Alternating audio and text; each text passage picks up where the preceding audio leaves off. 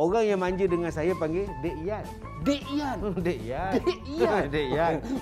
Dengan mak bapak kalau kita bahasa, "Mak, aku nak keluar kejap." Kita kata, "Wah, ajar budak ni." Tapi dengan Tuhan, "Ya Allah, aku bermohon padamu." Aku pula.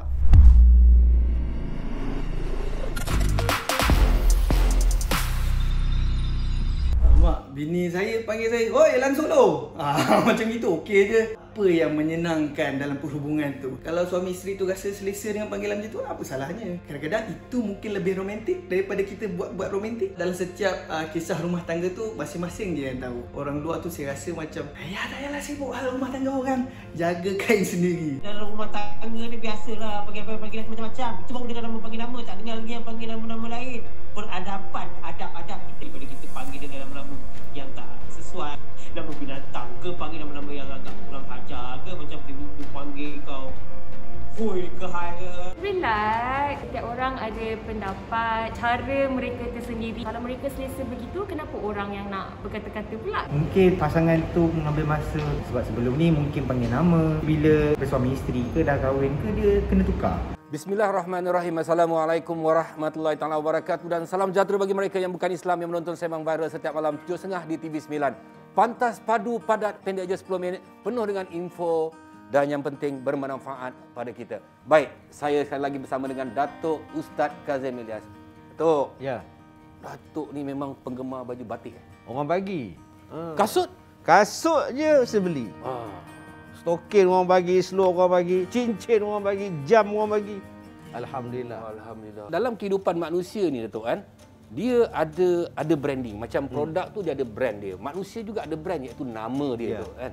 Setiap manusia ataupun segala benda yang dekat dalam dunia ni dia kena ada nama, betul? Betul. Wa 'allama Adama al-asma'a kullaha thumma 'aradahum 'ala malaikah. Allah sebut dalam Quran kan, dan diajar kepada Nabi Adam itu semua nama benda. Kemudian dibuat pula pertanyaan kepada malaikat dengan Nabi Adam. Bila tanya pada malaikat, malaikat tak boleh jawab. Bila jawab bertanya pada Adam, Adam boleh jawab.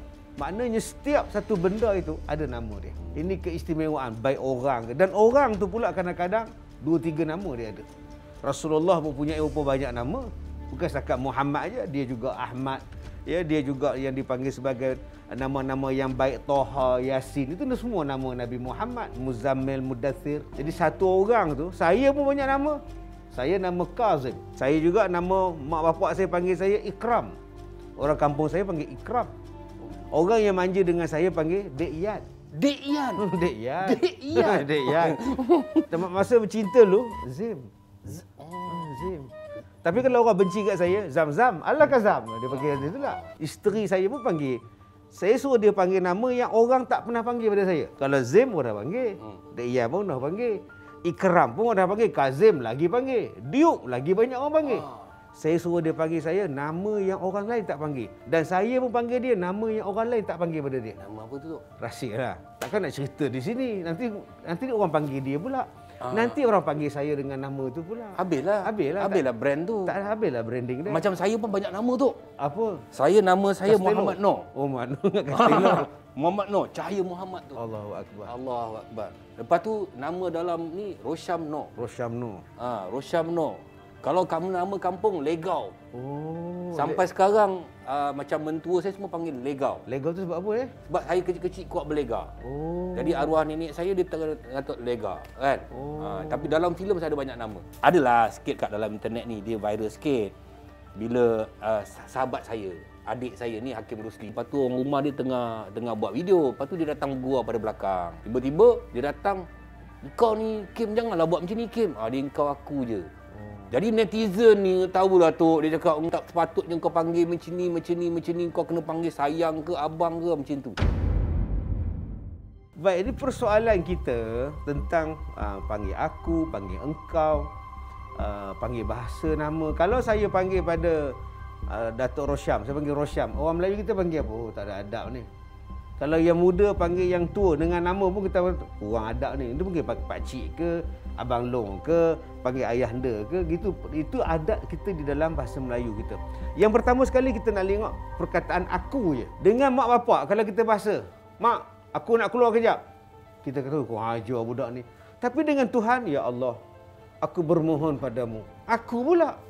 Tak ada siapa yang cakap kurang ajar. Kenapa kau tak berdoa, "Ya Allah, saya bermohon padamu ya Allah. Jarang orang sebut saya. Semua cakap aku. Semuanya aku je. Allah pula dia panggil kau je. Cuba saya panggil Datuk Rosyam. Engkau buat apa ni? Baik, lain macam. Tapi kita rasa, engkaulah tempat kami. Engkaulah. Bagaimana dengan kalimah Allah? Perkataan macam itu dengan Allah, dengan mak bapak kita rasa macam itu. Baik, yang pertama sekali, aku di sini mendatangkan satu sifat yang dekat dengan Tuhan. Sebab itu Allah Ta'ala sebut, فَإِذَا سَأَلَكَ عِبَادِي عَنِّي فَإِنِّي قَرِيبٌ. Bila kamu tanya kepada aku, katalah aku dekat pada kau. Saya kalau dah rapat dengan Cik Rosyam, Datuk Rosyam ni, saya guna bahasa apa? Guna aku. Kita dah rapat. Ud'uni astajib lakum. Mintalah pada aku bagi pada engkau. Allah kata minta pada aku. Maknanya apa? Aku dengan aku ni rapat. Kalau saya tak rapat dengan Datuk Rosyam, saya guna bahasa saya. Tapi kalau kita dah rapat, kawan pada kecil, pada sekolah, main Lego dulu. Aku, tiba-tiba nak panggil. Gini saya, je bang. Jangan aku. Saya ni sebenarnya Zim. Lain macam. Lain tak kena. Tak kena. Aku ni Zim. Aku bukan apa Syam. Nampak aku menunjukkan bahasa rapat. Sebab tu bila kita berdoa dengan Tuhan, aku. Kalau ada suami dia panggil isteri dia ibu.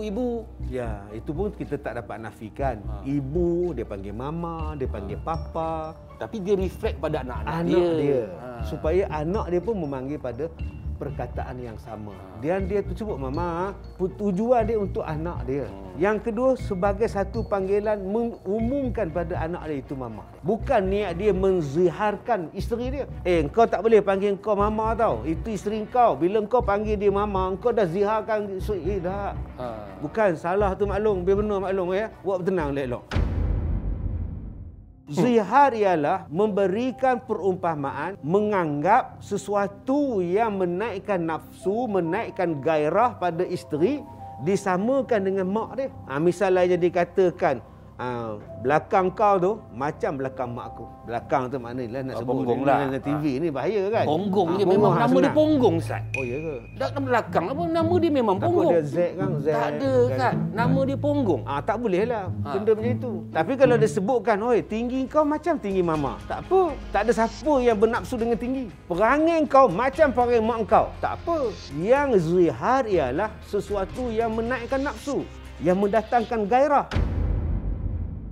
Mungkin yang itu tu dia bukan menaikkan gairah. Betul? Dia kutuk bini dia. Dia kata belakang kau macam belakang mama aku. Maknanya dah lebar lah tu. Tak boleh, itu tak boleh. Tak boleh tu. Sesuatu yang menaikkan gairah tu bukan nama pegang dia, sebutan dia, ingatan dia pun. Tak mau. Kalau macam dia dah tercakap dah, macam dia kata, kau ni belakang sama lebar dengan mak aku. Dikutuklah macamnya. Patutnya muda lagi kan. Ya. Kita kena lihat perkataan zihar tadi. Dua keadaan. Satu, lafaz yang soreh. Lafaz yang soreh ialah kinayah. Aku menganggap engkau tu macam mak aku. Haramnya mak aku pada aku, haram juga engkau pada aku. Itu zihar. Aku tak boleh sentuh bahagian ni pada mak aku tak boleh sentuh pada engkau. Itu nama dia zihar. Itu dipanggil sebagai lafaz yang soreh. Aku menganggap punggung kau macam punggung mak aku je. Tak boleh buat apa-apa. Itu soreh. Yang kedua, lafaz kinayah. Lebar ya kamu dah macam lebar mak. Itu namanya lafaz kinayah. Dia tidak lagi jatuh kepada zahir, melainkan jatuh kepada zihar, melainkan kena tanya pada si suami. Apa maksud abang? Dia mengatakan lebarnya dah macam punggung mak lebar dia. Yang tu kena tanya dia. Abang, saya nak ceritakan bukan saya menganggap dia tu macam mak saya. Tak, saya nak cerita saiz saja. Yang tu tak jatuh. Tapi orang tua dulu-dulu banyak juga yang panggil suami dia dengan nama je. Bagi saya itu tidaklah satu isu yang besar. Dia yang besar ialah cara panggilan. Tapi mungkin dia tak ada niat ni Datuk. Mungkin bagi mereka biasa. Bagi mereka suami isteri biasa benda tu. Bagi kita yang luar biasa. Jadi kita netizen ni tak payahlah nak viral sangat. Mungkin dia suami isteri bahagia dengan panggilan tu. Jangan kita kongsi, kalau tak pasti, jangan kita buat wakaf dosa. Terima kasih kerana menonton Sembang Viral 7.30 malam di TV9. Kalau tak puas hati, kita PM tepi. Assalamualaikum warahmatullahi wabarakatuh dan salam sejahtera bagi mereka yang bukan Islam yang menonton kami. Thank you, Ustaz.